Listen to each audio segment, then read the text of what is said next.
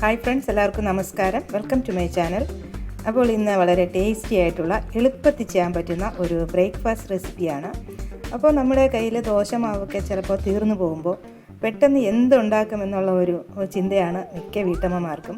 അപ്പോൾ റവ ഉണ്ടെങ്കിൽ നമുക്കിത് ചെയ്തെടുക്കാം. സാധാരണ അപ്പം ചെയ്യുമ്പോൾ നമ്മൾ തലേ ദിവസം മാവ് അരച്ച് വെക്കണം, അങ്ങനെയൊക്കെയുള്ള പ്രൊസീജിയറുണ്ട്. പക്ഷേ ഇതിനെ നമുക്ക് അരച്ച് ഉടനെ തന്നെ ബ്രേക്ക്ഫാസ്റ്റിന് നമുക്ക് രാവിലെ തന്നെ ഇത് ചെയ്തെടുക്കാം. അപ്പോൾ എങ്ങനെയാണ് അത് ചെയ്യുന്നതെന്ന് കാണാം. ചാനൽ എല്ലാവരും സബ്സ്ക്രൈബ് ചെയ്യണം, സപ്പോർട്ട് ചെയ്യണം. ബെല്ലൈക്കൺ കൂടെ ഒന്ന് പ്രസ് ചെയ്യണം. അതിൽ ഓൾ ഓപ്ഷൻ തിരഞ്ഞെടുക്കണം. എന്നാൽ മാത്രമേ ഞാനിടുന്ന വീഡിയോസിൻ്റെ നോട്ടിഫിക്കേഷൻസ് നിങ്ങൾക്ക് വരൂ. അപ്പോൾ നമുക്കൊട്ടും സമയം കളയാതെ റെസിപ്പിയിലോട്ട് പോകാം.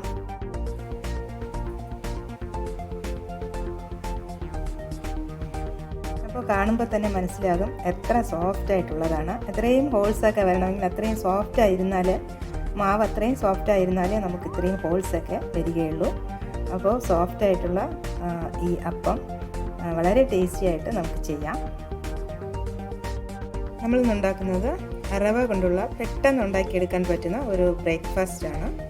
അപ്പോൾ അതിന് ഞാനിവിടെ റവ എടുത്തിട്ടുണ്ട്. 1.5 കപ്പ് റവ, പിന്നെ ഒരു 3 ടേബിൾ സ്പൂൺ ഗോതമ്പ് പൊടി എടുത്തിട്ടുണ്ട്, പിന്നെ ആവശ്യത്തിന് ഉപ്പ്, പഞ്ചസാര, പിന്നെ ഒരു ടീസ്പൂൺ ഈസ്റ്റ് എടുത്തിട്ടുണ്ട്.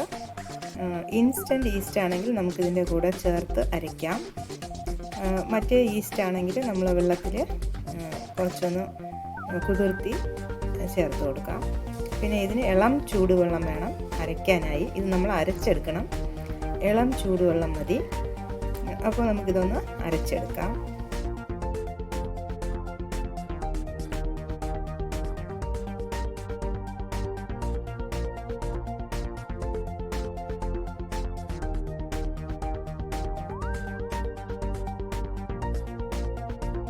അപ്പോൾ നമ്മളെല്ലാം മിക്സി ജാറിലോട്ട് ഇട്ട് കൊടുത്തു.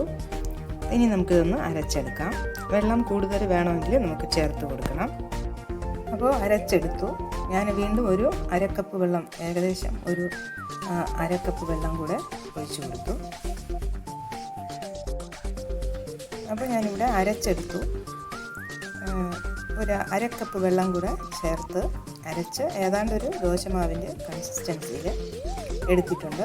ഇനി നമുക്കിത് റെസ്റ്റ് ചെയ്യാനായി അടച്ചു വയ്ക്കാം. ഒരു 15 മിനിറ്റ് അടച്ചു വയ്ക്കാം. അപ്പോൾ നമ്മുടെ മാവ് 15 മിനിറ്റ് ആയിട്ടുണ്ട്. ഇനി നമുക്കിത് നമ്മൾ അപ്പം ചുടുന്നത് പോലെ ചുട്ടെടുക്കാം.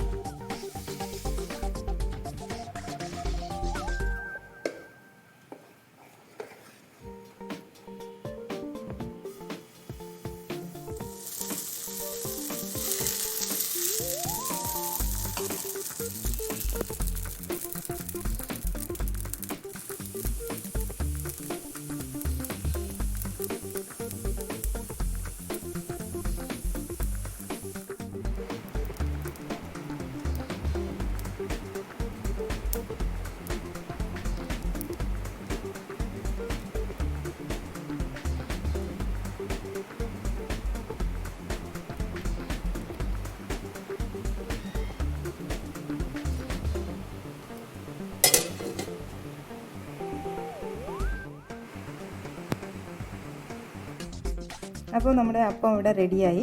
അപ്പോൾ അപ്പത്തിന് കോമ്പിനേഷനായി ഞാനിവിടെ ചട്നിയാണ് ഉണ്ടാക്കിയിരിക്കുന്നത്. അപ്പോൾ മുട്ടക്കറിയോ ചിക്കൻ കറി, മട്ടൻ കറി എന്ത് വേണമെങ്കിലും ഇതിൻ്റെ കൂടെ നമുക്ക് കഴിക്കാം.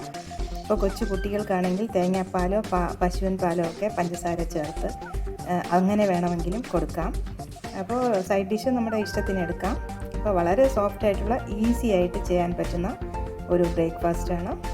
അപ്പോൾ വീണ്ടും കാണാം നല്ല റെസിപ്പീസുമായി. Children, bye bye, take care, thank U.